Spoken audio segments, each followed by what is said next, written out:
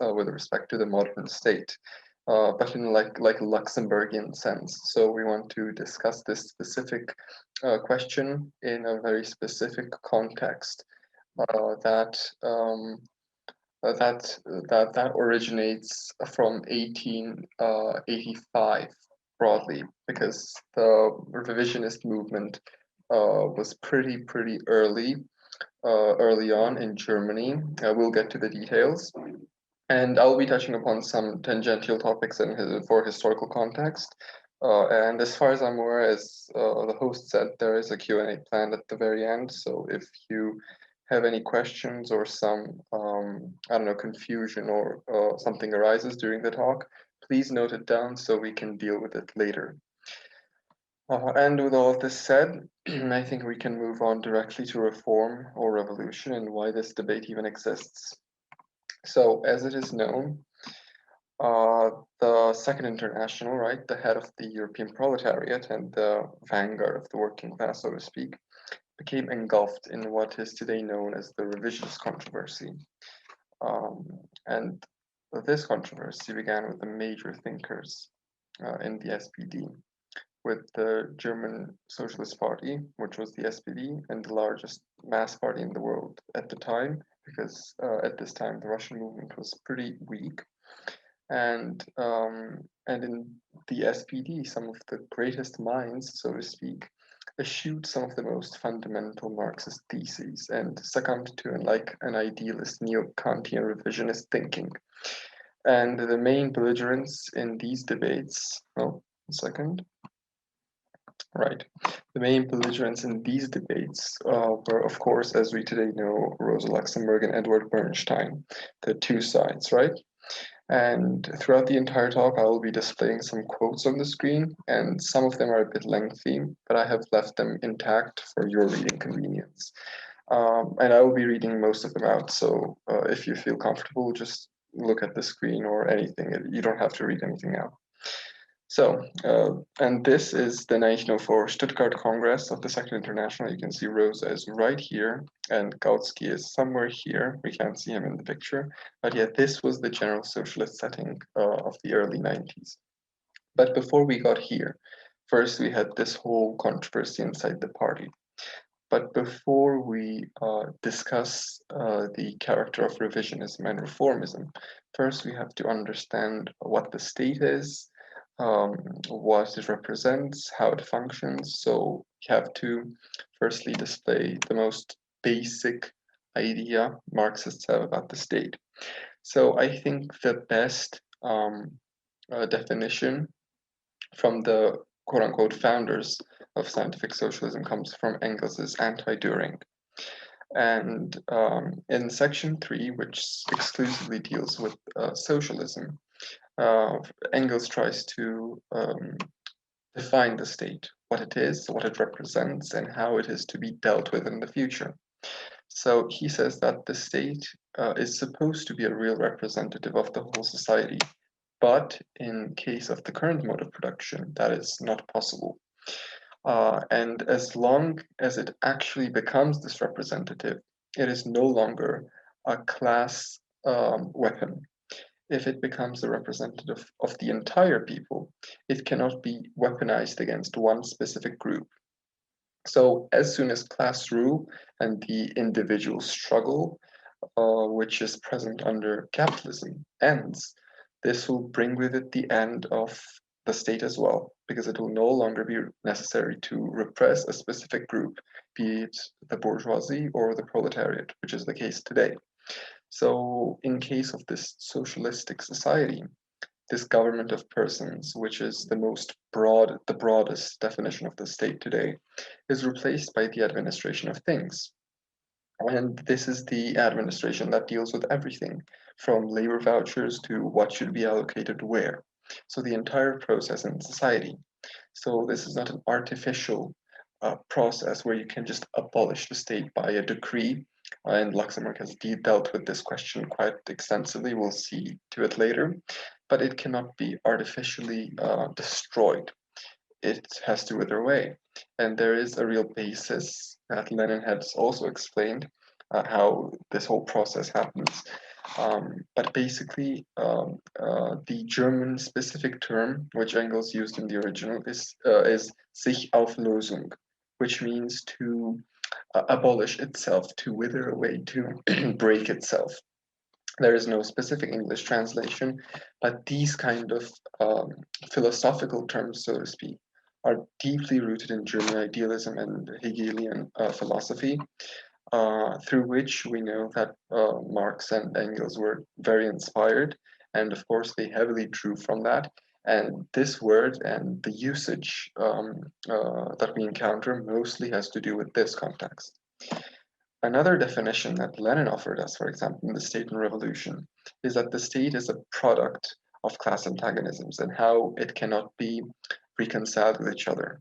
So it has to arise 100% without a doubt where class antagonisms are present and cannot be reconciled.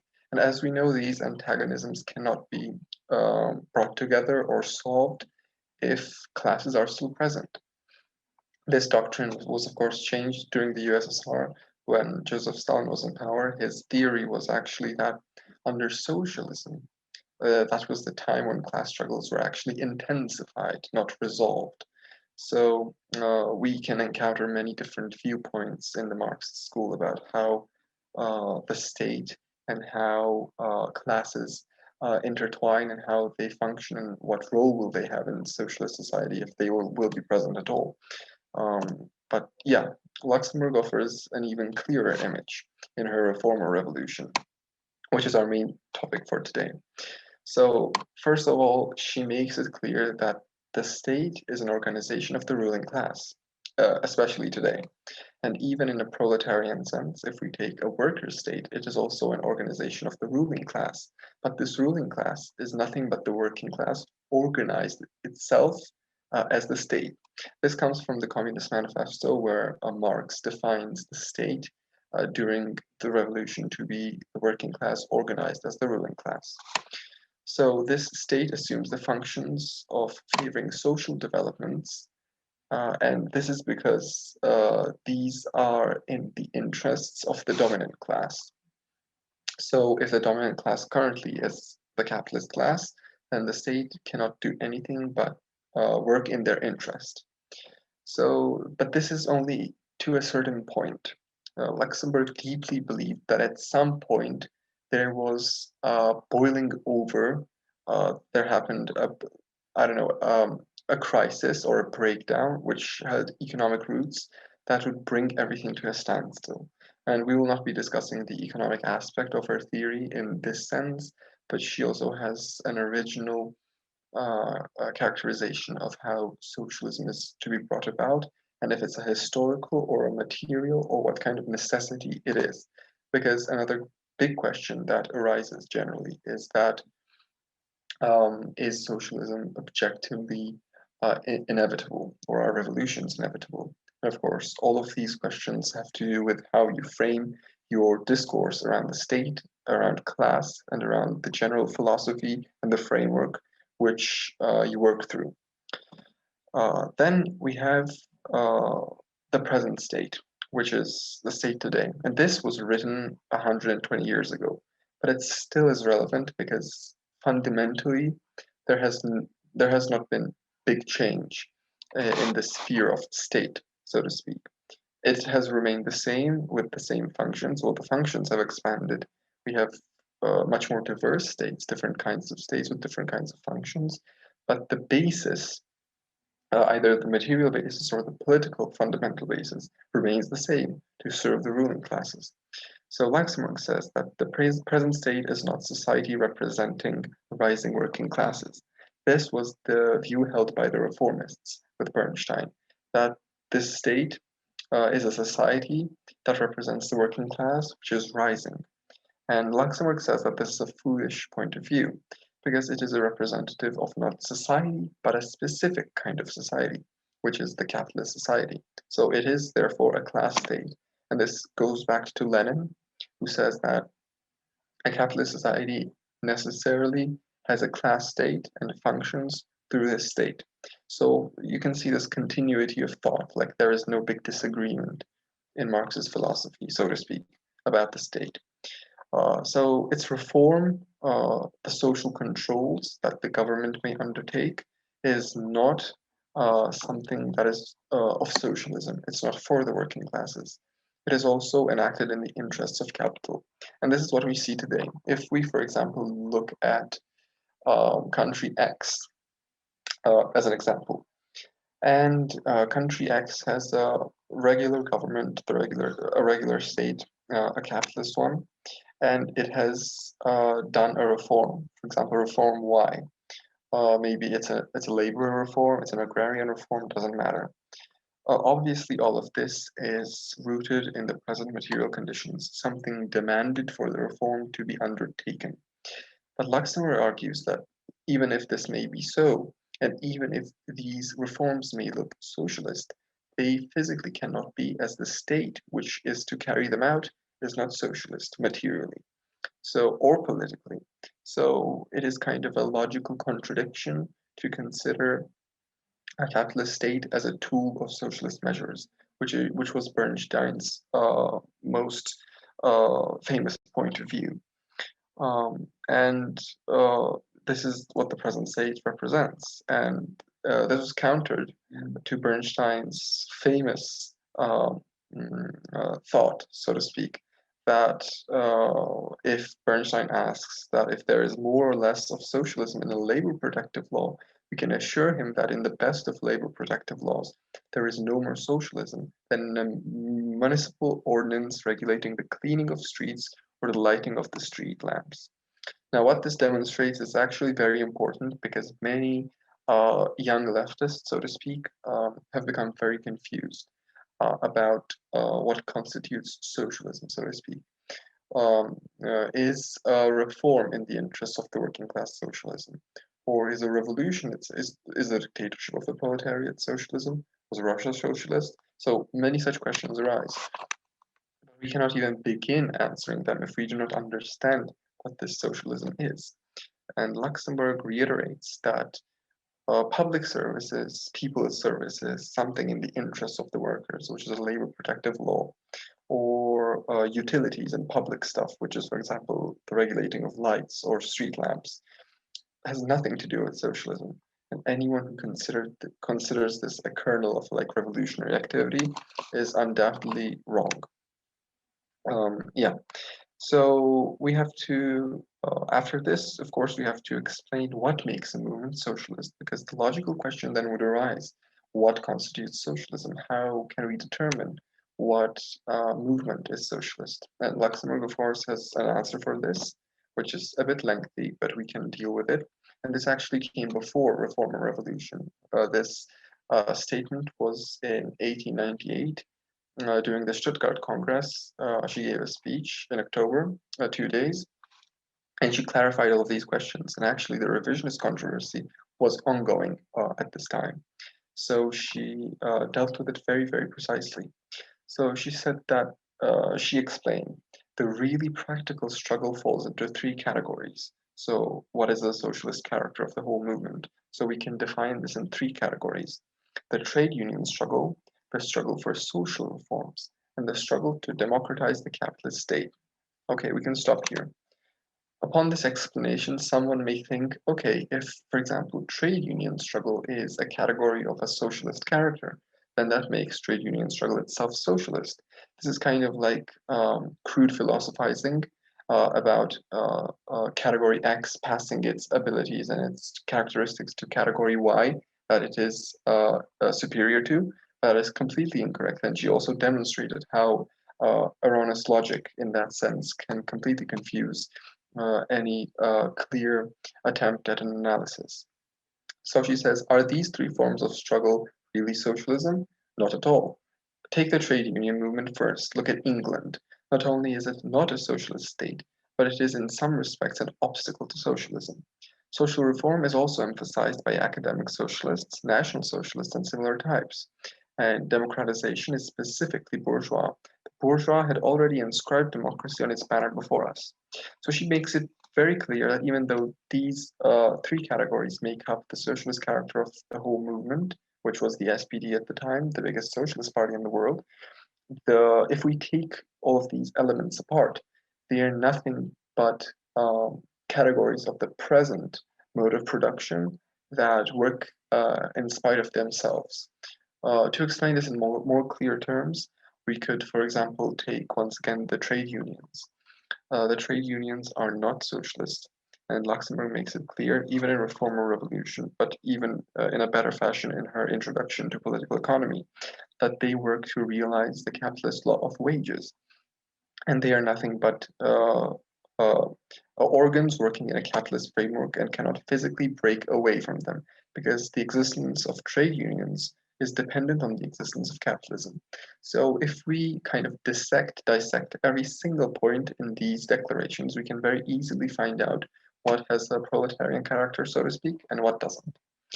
So then Luxemburg explains, so what does make up a socialist party? What makes something socialist? She says it can only be the relation between these three practical struggles and our final goals.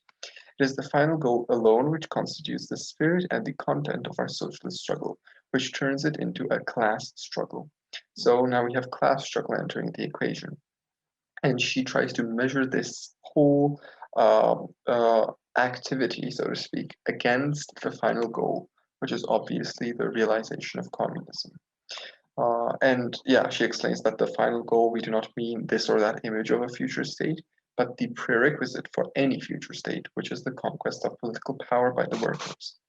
So she makes it abundantly clear what makes something socialist, because Bernstein's famous saying was, "The whole movement is everything. The final goal is nothing."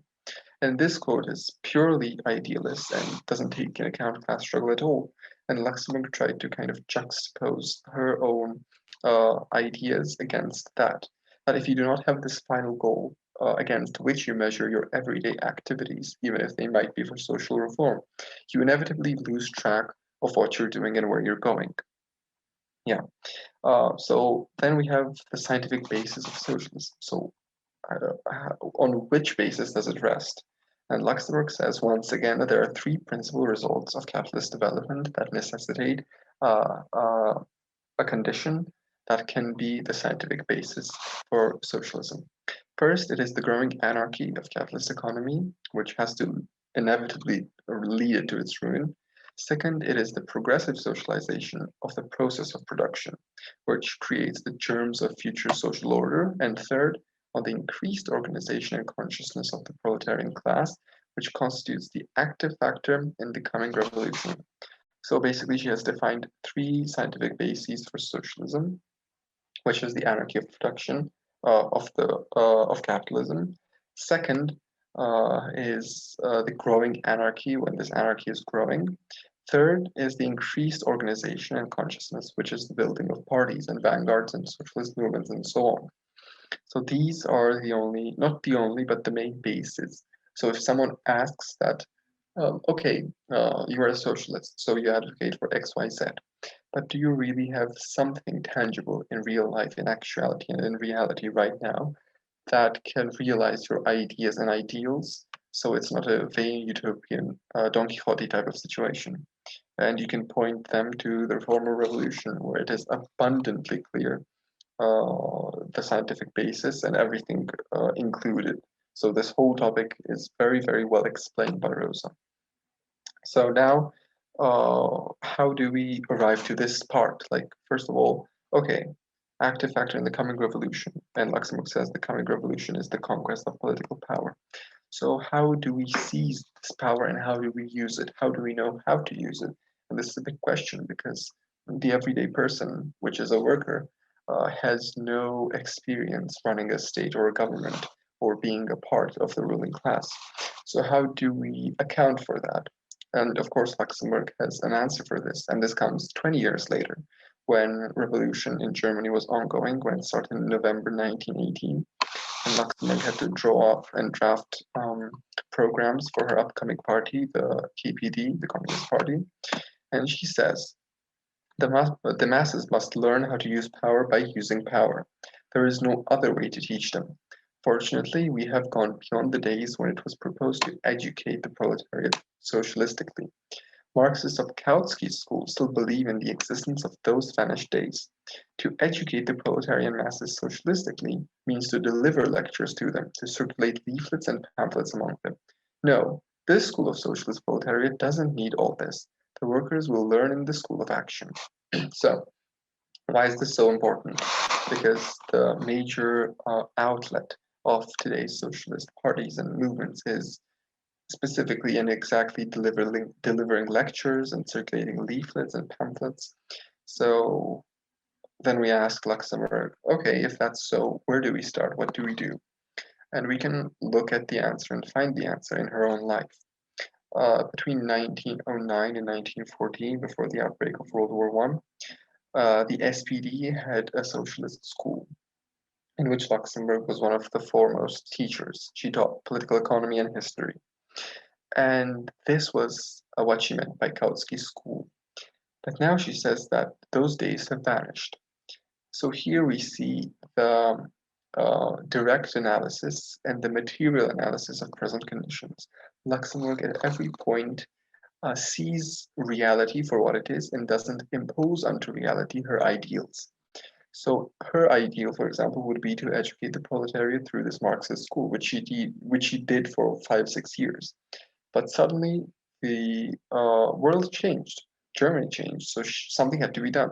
Now, what Kautsky and his co-ideologues and idealists did was to impose their obscure and old and antiquated ideals and ideologies onto the masses.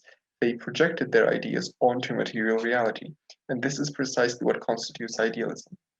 But um, uh, but Luxemburg does not do all of this. She does this in a Marxist fashion, which is a material analysis.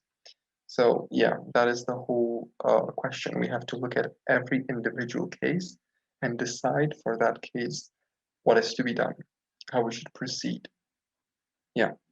So where to begin? Obviously, someone will ask, okay, if everything, I understand all of this, but how do we begin? How do we proceed? Well, this is not an easy question to answer, but Luxemburg has provided plenty of answers. For example, in her own time and in her own ideas, the beginning looked something like this. The establishment of the socialist order of society is the mightiest task which has ever fallen to a class and to a revolution in the history of the world. This task requires a complete transformation of the state.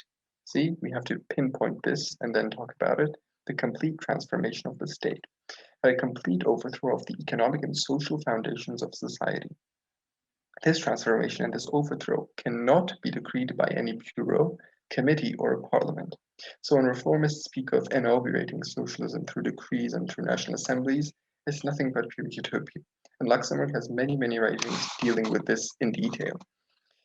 It can be begun and carried out only by the masses of people themselves, so the workers. Now, why is this very important? Well, first of all, the transformation of the state, the complete transformation of the state.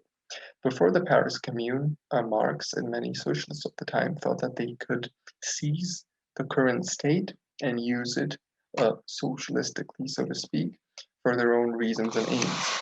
But after the experiences of the Paris Commune, and which is now a very famous saying, Marx analyzed in the Civil War in France the following thing. The working classes cannot simply lay hold of the ready-made state machinery and wield it for its own purposes. So he analyzed and realized that this was utopian. You had to completely destroy the present state and rebuild a workers' one to be able to manage this whole transformation process from a revolution to a socialist mode of production. So when someone suggests that, for example, so if someone believes that the Labour Party in the UK is socialist, and if it comes to power, it will make all their socialist reforms and decrees and from through the Parliament and Congress and whatever, they will be very disappointed when this happens because nothing will come of it. You cannot seize the ready-made state machinery and you cannot wield it for socialistic purposes. That is simply historically and logically impossible. That is what we have to very clearly establish. So the final goal, right? What is the final goal? So Luxemburg declares that, like the Roman Cato, we must say sharply and clearly, in addition, I am of the opinion that this state must be destroyed. The conquest of political power remains the final goal, and that final goal remains the soul of the struggle. The working class cannot take the decadent position of the philosophers, and by this she means Bernstein. The final goal is nothing to me, but the movement is everything. No, on the contrary, without relating to the movement to the final goal, relating the movement to the final goal, the movement as an end in itself is nothing to me. The final goal is everything. So we kind of see her reversing this Bernsteinian ideology and kind of standing it on its head. Bernstein proposed that, oh, no, the end is nothing, it's far, it's illusory, it's utopian, it's blah, blah, blah. But Luxemburg says, no, the end aim, and the end goal is what we measure everything against, so we do not lose our path. And this makes very much sense to me and has made a lot of sense to most people who have read it, because it is quite literally idealist to root everything in the present and then project your ideas on it. So to not think of the future, where you're going and what is happening. For Bernstein, only activities and doing something was necessary and important. What came of it was of a second relevance, and that is a false approach which has been debunked for 120 years, and we see people repeating it over and over again, many socialist parties and organizations. So we have to avoid the best we can this approach, which will pervert every kind of socialistic policy. And so then we come to the question of approaching various state powers. Like how do we get to the whole state building process? How do we build up a workers' state and overthrow a capitalist one? So Luxemburg, in her own time, in her own context, saw the answer in workers' and soldiers' councils, which was very pressing and relevant for Germany. She says that we must undermine the bourgeois state by putting an end everywhere to the cleavage in public powers, to the cleavage between legislative and executive powers. These powers must be united in the hands of the workers' and soldiers' councils. So as we see for Luxemburg, these councils are the main core of the new society that has to move away from capitalism and negate it. She says that in the beginning there was the act, and the act must be that the workers and soldiers' councils realize their mission and learn to become the sole public power of the whole nation. And then we have her lesson from 1899, when she said that socialist participation in bourgeois government appears to be an experiment which can only end in great harm to the class struggle. The role of social democracy, which was Marxism at the time, in bourgeois society is essentially that of an opposition party. It cannot enter it can only enter on the scene as a government party on the ruins of bourgeois society. So we kind of see this point being repeated over and over again and stressed over again. And the reason for this is because we still have not learned to deal with this reality, because some utopian and romantic revolutionaries deem it possible to maybe we can find a loophole, or maybe we can outdo history and its course, and maybe we can like improvise. And all of this is like, if we look at Allende in Chile, for example, and he came to power through reformist means. This doesn't necessarily make him a reformist. There is a lot of mythology around him, and he was not anti-violence and all of those legends around him. But eventually, this has nothing to do with one Allende and one Pinochet. What happened is just capitalism being capitalism. It exercised its material reality, and that ended in the defeat of any socialistic presence in any bourgeois government. So we simply and physically cannot do this. We can only enter the scene on the ruins of bourgeois society. That is the only way out of this whole situation. And then obviously the question of the seizure of power arises, that what if it's too premature? What if it's too early? When do we know the appropriate time to seize power? And Luxemburg dealt with this, but we will not be talking about her specific points, but what Slavoj Žižek analyzed in his Sublime Object of Ideology. He very well rooted her analysis in Hegelian dialectics and pinpointed her stance within the school of Marxism. And he said that we find the same logic of error as an internal condition of truth with Rosa Luxemburg, with her description of the dialectics of the revolutionary process. We are alluding here to her arguments against Bernstein, against his revisionist fear of seizing power too soon, prematurely, before the so-called objective conditions had ripened. This was, as is well known, Bernstein's main approach to the revolutionary wing of social democracy. Before we continue, this is the approach we see today as well. That, oh, we cannot undertake X or Y task because the objective material conditions, the famous meme has become a meme, cannot allow us to do so. And in the case of revolutionary processes, this is a completely false logic that does not lead anywhere, as we will see. So Bernstein says that they are too important, they want to hasten to outrun the objective logic of historical development. But Luxemburg's answer is that the first seizures of power are necessarily premature. The only way for the working class to reach its maturity to await the arrival of the appropriate moment for the seizure of power is to form itself, to educate itself for this active seizure, and the only possible way of achieving this education is precisely the premature attempts. And this is from the Reformer Revolution, 1899. And then before the death of Rosa Luxemburg, in 1919, full 20 years later, we see the exact same philosophy being repeated in her last work, Order Prevails in Berlin.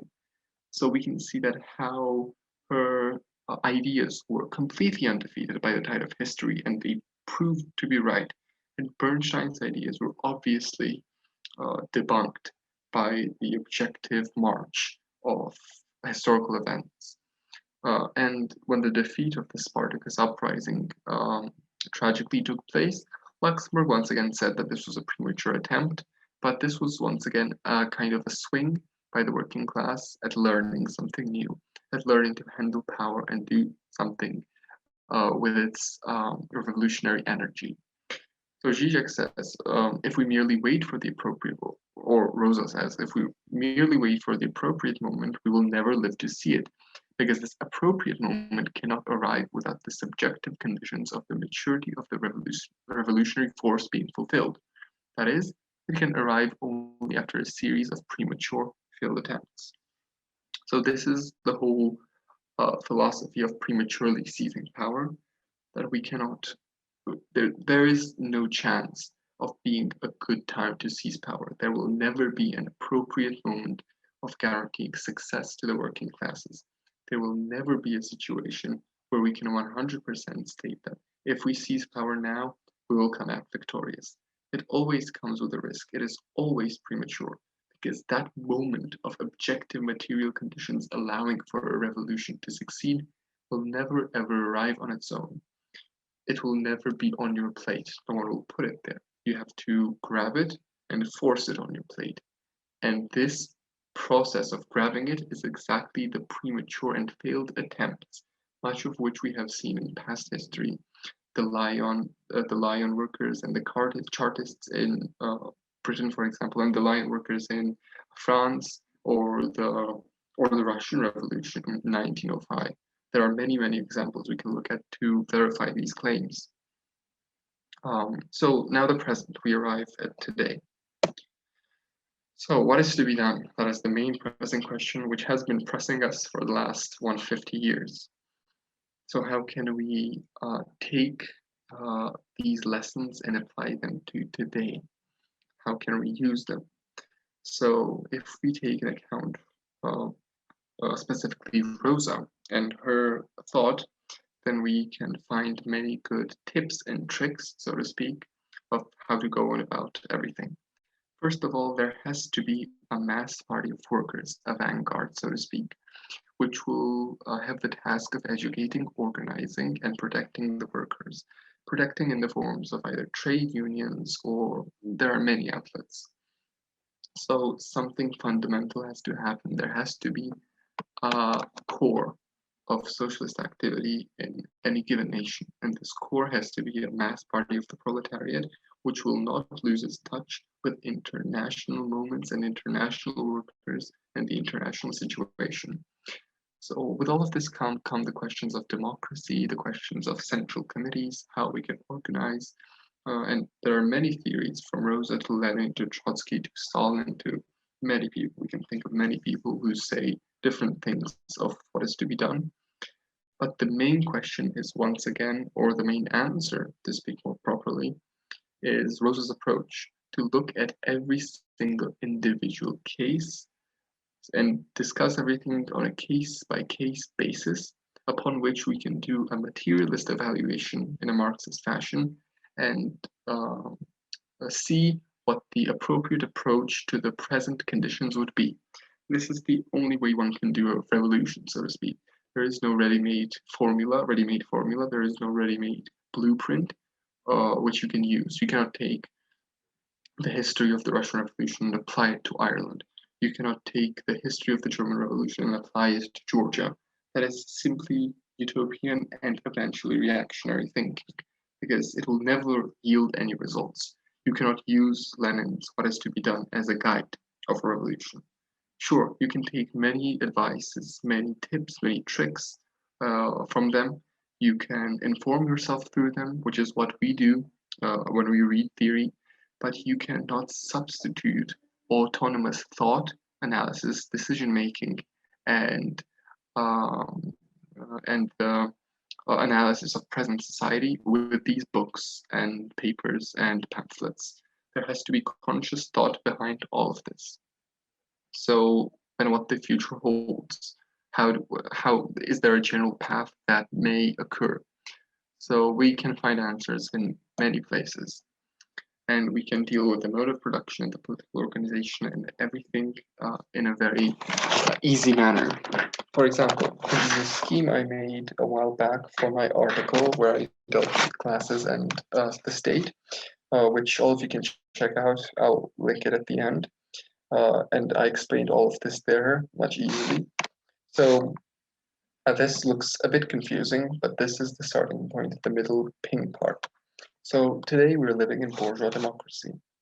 So we see that the bourgeois democracy functions with the capitalist mode of production. This capitalist mode of production has state, money, classes, and generalized commodity production, which occurs due to wage labor. And wage labor also becomes commodified. Labor power becomes commodified. And then we get the law of value, which Engels explained very succinctly what it means. And it's not a very hard concept to grasp. If one reads Anti-Düring, I recommend everyone to read the third section at least of Anti-Düring, which proposes the transition to socialism in concrete, not concrete, but understandable and clear terms, that the law of value will be buried, that the society will be administrative instead of a state-based class society, and so on.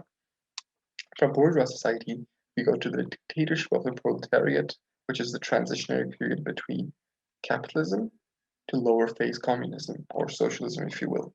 Now, many people mix these two steps with each other, and Stalin is to be blamed for a lot of it here, because he has confused this theoretically himself, and many Marxist-Leninists, which is the main current of Marxism today, mimic this approach.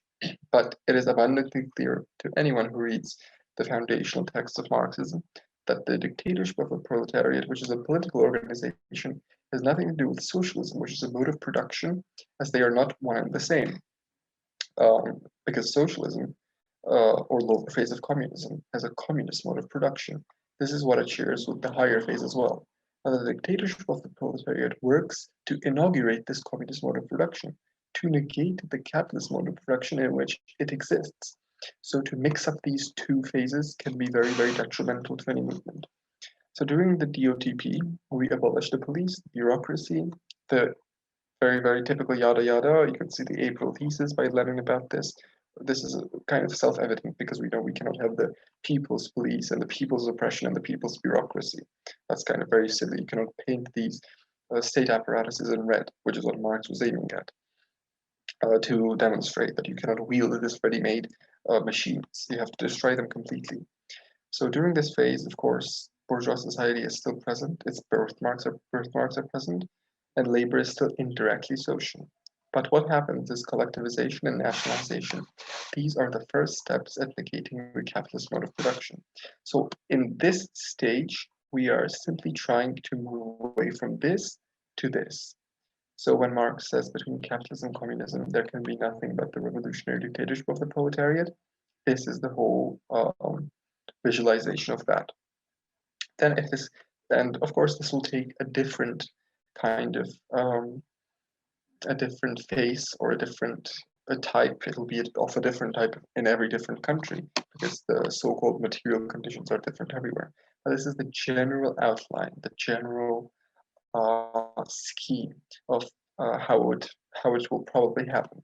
So from here, if the revolutionary dictatorship is successful in crushing the opposition and establishing its roots everywhere in the world, because we know that socialism cannot happen in one country, that's completely antithetical to Marxist thinking, if you're not of the Marxist-Leninist inclination, so to speak. So if it has taken root in most of the world, at least, if not the whole world, because we cannot guarantee that the entire world will be engulfed in the flames of socialism in 20, 50, 100 years. And this is a very, very long process. No one can say how long it will take. Luxembourg also said she wasn't a prophet, and we cannot prophesize. This can take 20 years. Lenin thought, for example, that if the NEP, New Economic Policy, was successful, it would probably take 20 to 40 years to move towards socialism. So it's different in every different situation. It may take 3 centuries, it may take 25 years. We don't know. Situation will show, so to speak. In this lower phase of communism, we have labor vouchers and the distinction between mental and physical labor. This is what the birthmarks of bourgeois society here represent. This is the so-called class ideology in this lower phase. But still, this lower phase is a freely associating phase. It is a community of free association, and labor has become directly social. So we have completely moved away from capitalism, and we have inaugurated the communist mode of production, which has no classes, which has no money, which has no state. Now, many people are confused at this. They think that socialism has all of this state and class, and it is only abolished when the higher phase is upon us, so to speak. But this is once again a very lengthy topic with very, very erroneous thinking in many respects, which I have written very, very lengthily about, and I will be giving that link in the chat or whatever. It's on my blog. Anyone can see it, and I think without listening to this, you can check it out and read it. It's much more informative than one single graph, and any questions will be clarified there. So yeah, this is the general outline. And I think that is the general talk, so to speak, I wanted to give today to explain what is reformism, why it is idealist, why it is not satisfactory, why we have to move away from it, and what are the causes and effects of a materialist socialist movement and thinking, where it leads us, what happens. And I think we have demonstrated very well our case. And I think we can finally move on to the question section because I think I am, yeah, pretty much done. If there are, and I'm sure there are questions and we can clarify more and more content through that. So yeah, thank you. And I think we can do the questions now. Okay, so thanks again, Luka, for that talk. That was pretty good. A pleasure. So we'll just move on to the first question from Mihal. And he says, how can the core, who are required to educate the masses, functionally as a class above the proletariat, be trusted to ensure that they act in favor of the masses rather than in their own favor? Beyond it hopes that they will be so ideologically motivated that they will act against their class interests. It would be my if this is possible, can you put that question in the chat, because when it's a bit lengthy, I want to be able to see it visually to answer every single question. So if you can put it in the Zoom chat, I'll very gladly deal with the inquiry. Yeah. That's the question. Okay. So the question is, how can the core, who are required to educate the masses, which is functionally as a class above the proletariat, which is an absolutely correct observation, be trusted to ensure they act in favor of the masses rather than in their own favor, beyond any hopes that they will be so ideologically motivated that they will act against the class interests, functioning as the acting class. Okay. Now this is a very um, very mm, fundamental question, which always comes up when you talk about socialism. And this comes up the most when you talk to non-socialists who ask that, oh, then how do you know that the revolution will be in the right hands? Or how do you know that X and Y will not be betrayed? And of course, there is no single answer here.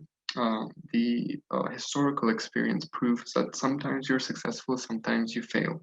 There is no guarantee, there is no objective quality in revolutionary processes that guarantees its own success.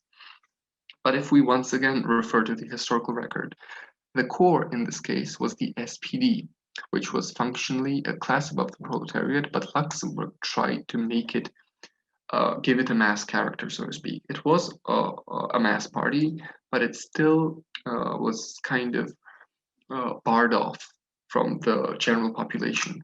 And Luxembourg says that our aim should be, first and foremost, to be of the masses, to not erect any walls or any barriers between us, and to make sure that the masses make the leaders and make the actors, leading actors of the revolution from their own ranks, and that everything is done in coordination with the masses. So the key answer here and the key question is the masses, nothing more, nothing less. If the Socialist Party or the movement succeeds in educating its proletariat, which did not happen in Germany, but it did happen in Russia to some extent, then the masses can absolutely keep the vanguard of the working classes in check. They can absolutely depose a leadership gone wrong. And if we refer to Germany, so for example, the SPD, it went wrong, it went bad, it went opportunist. In 1914, they voted for war credits, and World War I started. And a socialist party, so-called socialist party, supported one of the most genocidal events of the 20th century. So the natural instinct would be, how do we avoid this? And once again, there is no single answer. There is no formula. That is the bad thing about history and doing revolutions, that you cannot predict what is going to take place. But I think Luxembourg's initiative and her main idea that the key is with the masses, and that through them you can maximize your chances of winning success and winning the revolution. I think that is uh, the strongest link in our organizational methodology, to make sure that we are not risen above the general working class, that we are not of a different kind. Yeah, I know this is not sufficient of an answer. I know this did not provide much clarity, but I'm afraid no one can provide clarity on this account unless you actually do a revolution and see what happens and then write out the answers of that yourself. I think you can evaluate every single revolution, what happened, where did it go wrong, why it went wrong. There is no single reason. In all the revolutions we have seen, China, Russia, Germany, there is no single reason why it went wrong. So yeah, once again, there is no single answer, and I think we have to look at the masses and inside the masses and through the masses um, to see the key. Yeah. There's now a question from Zoinks, and then we'll move on to Thea. So this is a question from Zoinks in the chat now. Okay. In Lenin's State and Revolution, I believe Lenin states that socialism, lower stage communism, the state has not completely withered away. What are your thoughts on this? Do you agree with Lenin on this point? Yes, I'm aware of this extract, and I'm very glad that someone brought it up, because I mentioned that socialism would also get rid of the state, and this goes against. It seems that it goes against the main book in Marxist tradition about the state. So now we have to discuss a few things. If you would allow me, I can open up my, what is it called? My blog, and I have written about this. And I think I can demonstrate it sufficiently. 1 second, let me share my screen once more. This is going to be visible, I'm not sure. Here. Okay, is this visible? Yeah. Okay, so the question is completely valid. Lenin did exactly say just that the state still exists under socialism. So, or it seems he said that. So what gives? Well, there are a few points to be evaluated. First, we have to see the state revolution. The state withers away insofar as there are no longer any capitalists. So for the state to completely wither away, complete communism is necessary. So we can assume that from this, Lenin thinks that only the higher stage or complete communism is a stateless situation. So how do we reconcile this passage with the view that I have put forward? And I have worked many hours on this, and there is no logical inconsistency if you look at 1, the context, and 2, the general writings around this topic by Lenin, which are not the State and Revolution. Let's proceed. For example, in the very same piece, The State and Revolution, he states that it follows that under communism, there remains for a time not only the bourgeois law, but even the bourgeois state without the bourgeoisie. So, without the bourgeoisie, this means that everyone is a worker like everyone else, which is what Marx says. There, everyone is a worker, because this equal right is an unequal right for an unequal labor. It recognizes no class differences because everyone is only a worker like everyone else. This is from the critique of the Gotha program. This signifies that if everyone is a worker, that means there are no social divides, there are no social differences, so there is no class. That is precisely what class means. If there is only one class, that means there is no class. And this may sound contradictory, but if you think about it, that much is true. If everyone is on the same social level and same social status, the affair is completely classless. There is no one above or beyond. And this is in communism. But you see, communism is not full communism, but the lower and the upper stage. We can also call socialism communism as long as we remember that it's the lower phase. And this is the same point Lenin makes in his State and Revolution, that as long as we remember that by socialism, we mean the lower stage. See, I've explained it here even. So, and that this is nothing but a fairly long period of transition from capitalism to socialism, not full communism. If you say communism, you have to indicate that it is the lower phase. So back to the topic, yes. And Lenin does say that. So how do we reconcile our stats? First of all, Lenin says that until the higher phase of communism arrives, the socialists demand the strictest control by society and by the state. See, by the state until the higher phase arrives. So we figured out, well, it has to be in the lower state as well. Over the measures of labor and the measures of consumption. And this is the whole key, what Lenin means by the state here. He is being ambiguous with his terminology. He equates class, state, and administration with each other through his phraseology. When he says the state, in some places he means class state of capitalism, and in this case, which we can see, which is what Engels describes in Anti-Düring, is the administration of things. Engels himself makes it clear that there is no state. It disperses. It sich Auflösung, which we talked about. It withers away. So now that is the whole point. For example, in the critique of the Gotha program, Marx says, the question arises, what transformation will the state undergo in communist society?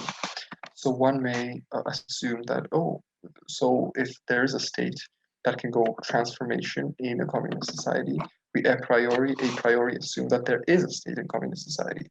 But this is once again wrong. Why? Because the translation here is wrong. When they say the state, when Marx says the state in the original, it goes, fragt sich dann, welche Umwandlung wird das Staatswesen in einer kommunistischen Gesellschaft untergehen. Staatswesen. Staatswesen does not mean the state. In German, the word for the state is Staat. And where Marx does actually mean the state, he does say so. For example, he says, I shall return to the free state later. This is from the Gotha critique. But in the original, you see, auf den freien Staat komme ich später zurück. Staat is the state, which is the capitalist state, which is what Lenin means usually. But in the communist context, we use the word that is Staatswesen, which has no English equivalent. And this is why it is very crudely mistranslated most of the time. Staatswesen means the administrative functions of the state. Administration function, of the state, which without any implications of class division and domination. This is what Engels alluded to in his anti-Düring as well. State is not state functions, because something that is not a state can also do or undertake administration and collectivization and not collectivization, that is a DOTP process, but allocation of resources and so on. So this is very confusing. This is a very big topic, which you see I've written so much about, and I would actually stop here and encourage whoever is curious to read it. This piece, which is Socialism and Classes. You can find it on my blog.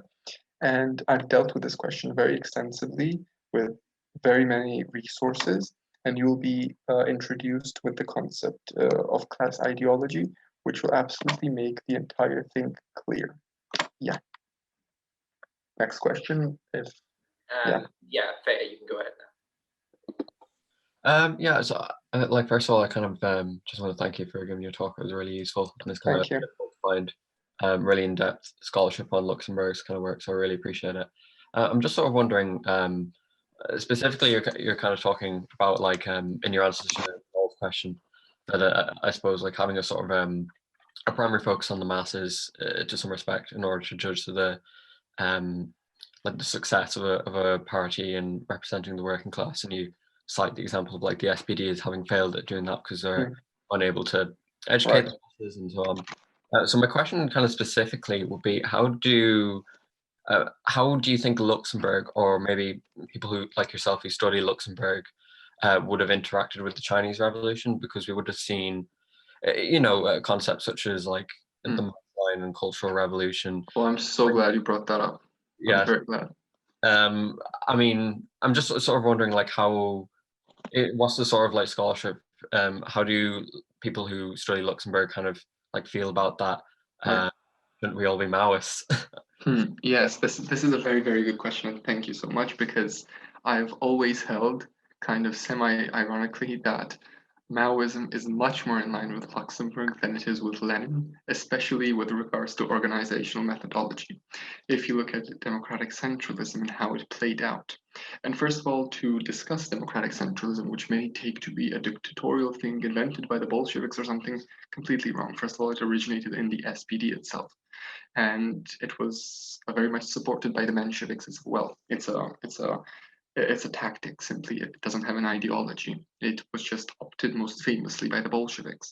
But if we read Mao's writings, he makes it clear that the Chinese Revolution and the Chinese Communist Party also functions through this democratic centralism. But what he introduces is an original concept of the mass line.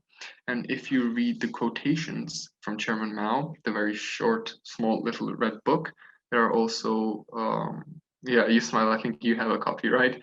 Yeah, it's yeah. But if you read that book, it has a section on the mass line, and I generally do not recommend anyone to read it because it kind of takes away the context from Maoism, and it's a very, very raw and crude display of quotes that does not give much understanding and clarity to the readers. But this mass line is a very original concept that I always have held that is closer to Luxembourg. And I think what Mao and Maoists did in China is a much more preferred than what, for example, the Bolsheviks did. Not because the Bolsheviks were bad, but because their situation in Russia, which was backward and so on, forced them to. But I think Mao approached this differently because, and first of all, I must say that I'm not an expert on Mao. I only recently started studying the Chinese Revolution. But from my very limited knowledge from Badiou or Balibar or different people that have written about this topic, and from my own experience as well, dealing with people who are very invested in this epoch of history, I think Mao's very, very special and very different understanding of epistemology, different understanding of knowledge, ontology, and where knowledge comes from, or how we can interact with the masses. For example, Mao has this very famous work, 60 Points, in which he lists 60 points of how to orientate and organize, basically different tips and different recommendations. At a conference, he gave this talk at a conference in 50s, I believe. I'm not sure. And how he ends this is basically the whole philosophy of Maoism, one of the ending strips of this text. Mao says that everything which I have spoken has to be relayed to the masses very clearly and very transparently to avoid miscommunication.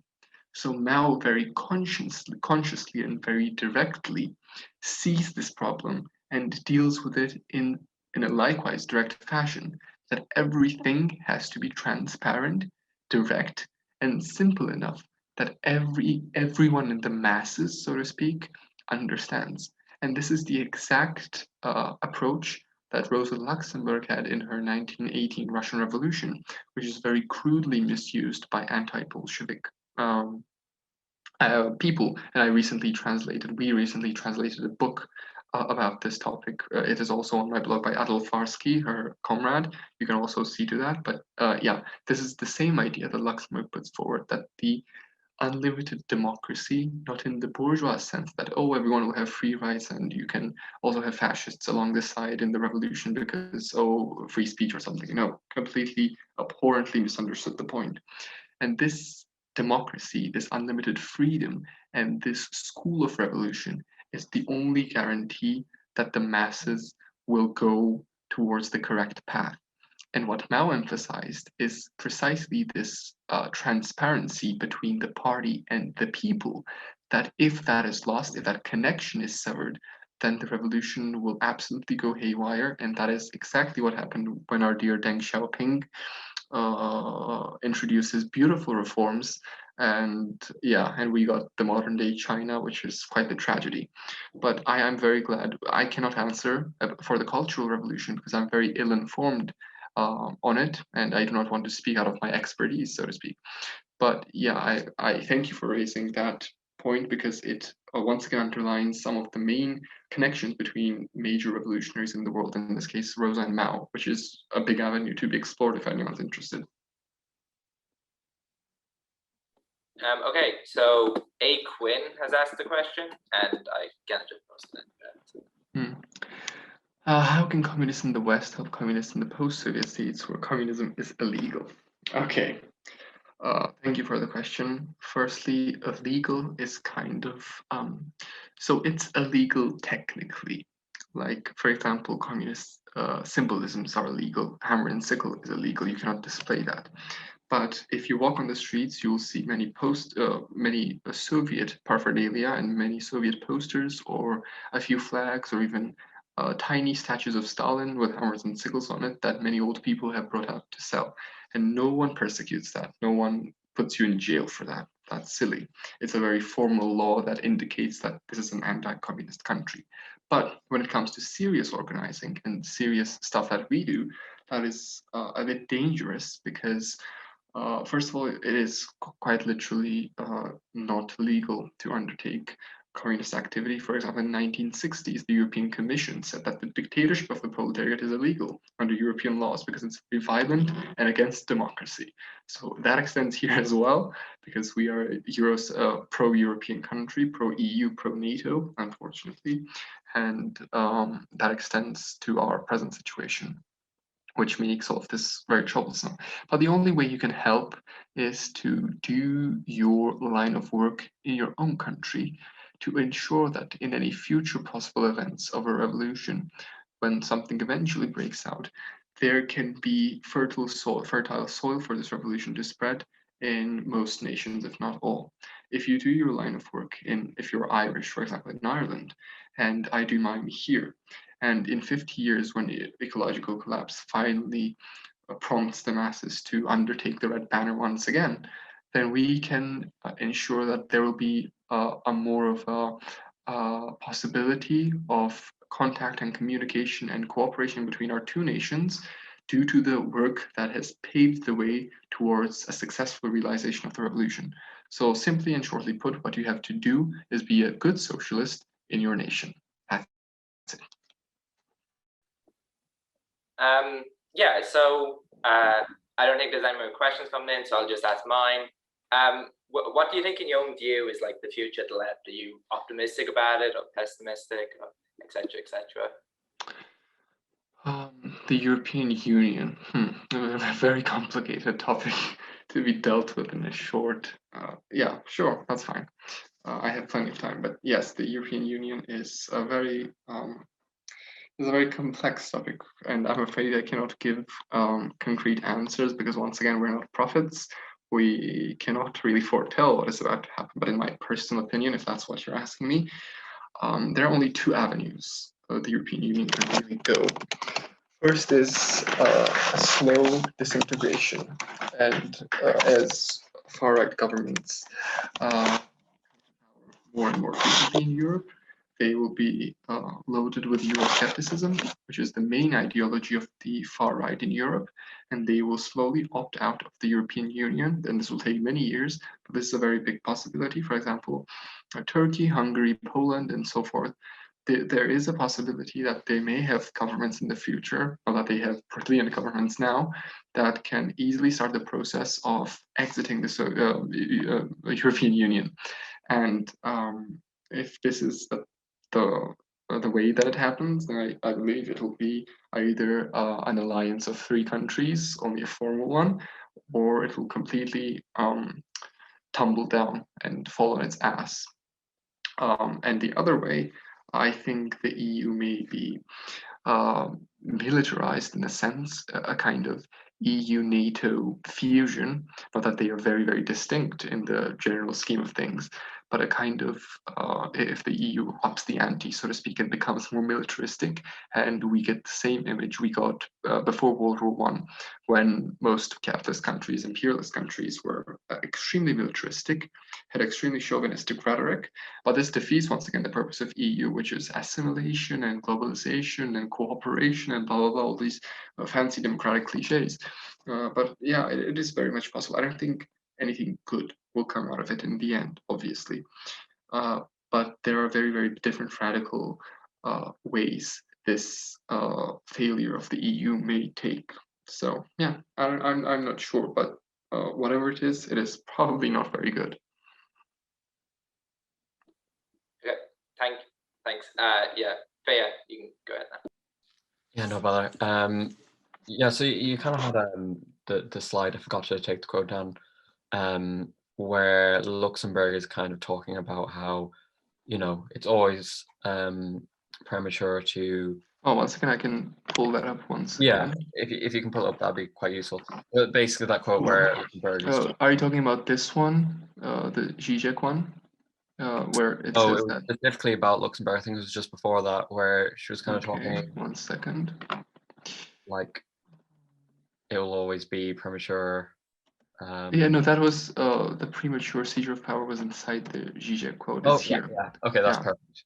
Yeah. So just basically on that concept. So I think Ireland as a country, with our previous social struggle, I think we've maybe had an issue of adventurism as a concept. So, you know, quite famously, organizations like the Irish People's Liberation Organization, kind of famously socialist, but then was like taken out by like the Provisional IRA, which is like very much not socialist, but purely because they're an embarrassment to the national liberation struggle.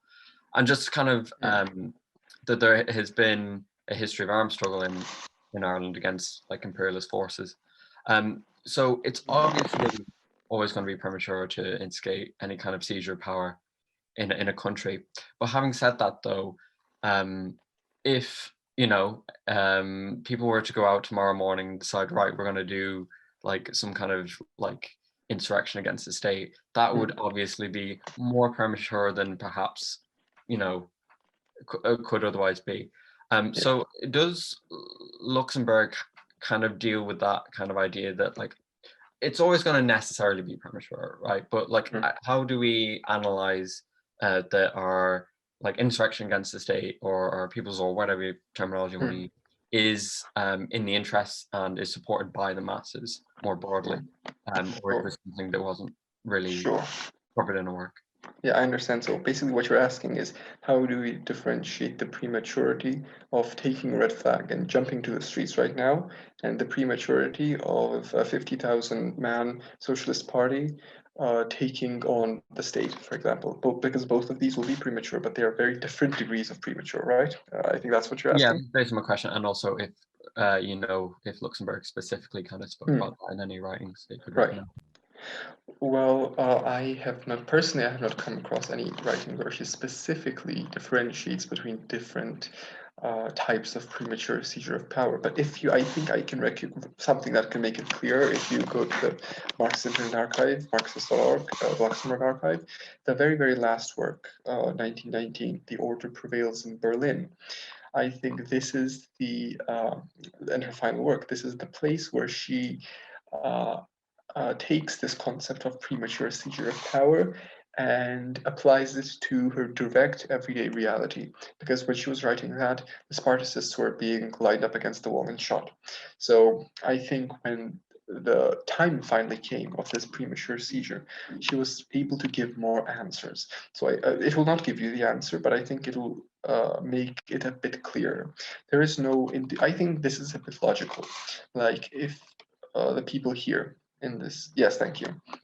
If people here in this Zoom meeting, for example, if we all just congregated in, I don't know, Edinburgh or in London, and suddenly took up big red flags and just AK-47s and went out to the street and said that, okay, now we're going to do a communism.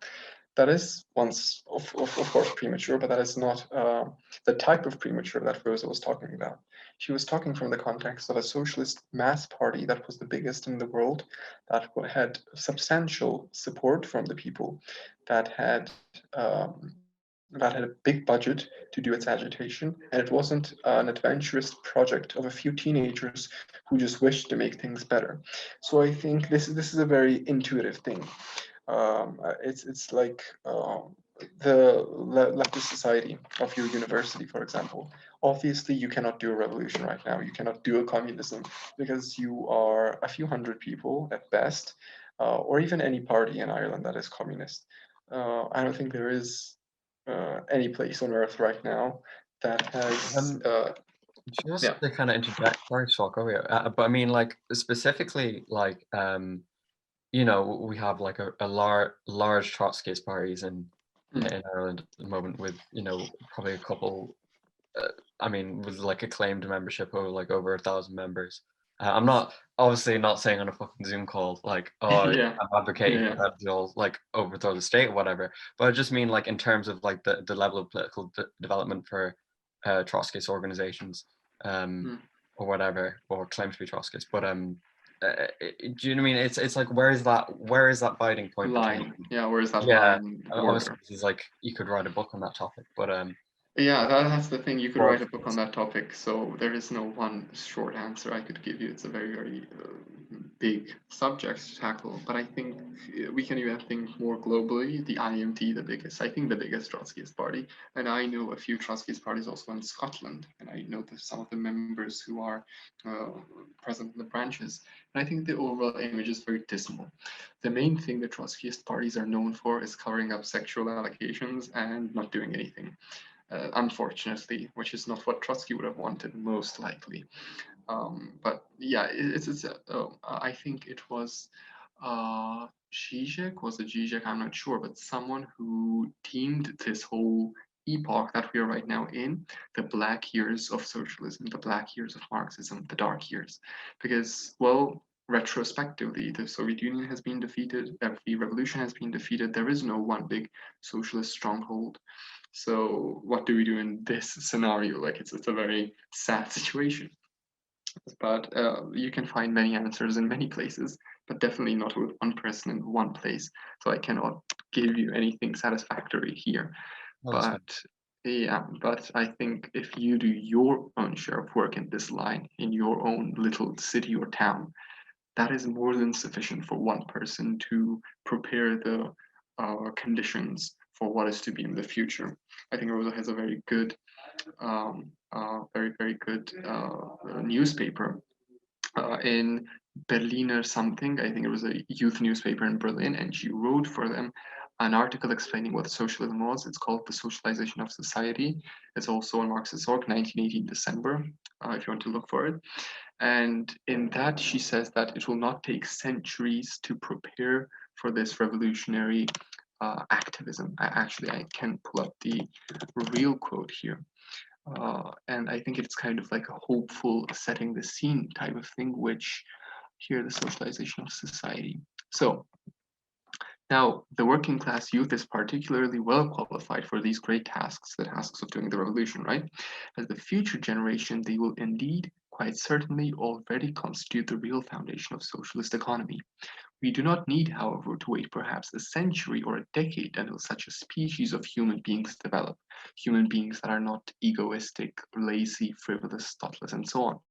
Right now, in the struggle, the masses of the proletarians learn the necessary idealism and soon acquire the intellectual maturity. We also need the courage and endurance, clarity and self-sacrifice, so on, so on, so on.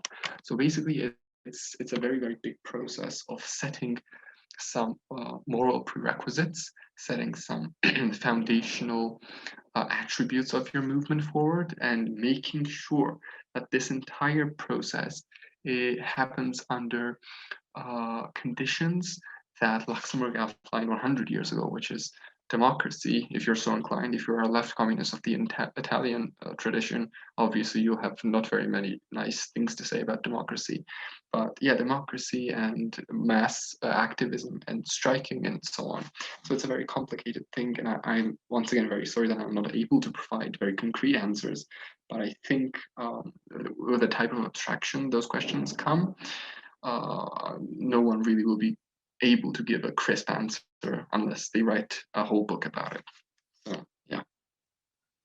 Anyone else, if they're interested, I'm more than happy to answer any more questions. Or if not, we can conclude. Yeah, I have no more questions in the DMs. So I would just like to thank everyone for being here, and I'd especially like to thank Luka for his talk. It was very informative, and I got a lot out of it. So. Thank you for having me, and this has been very, very good for me also to sharpen my rhetoric and answering skills. And yeah, I think with these tiny things, like it can be so inconsequential, a Zoom call of like 20 people, but I think with these, a real connections and real networking happens. This is what we have to do. There is no way out. The age of internet, the dark age of Marxism, we have to start somewhere, even if that's a Zoom call of 20 teenagers. So yeah, thank you very much. So that comes to the end of the talk. I will stop recording.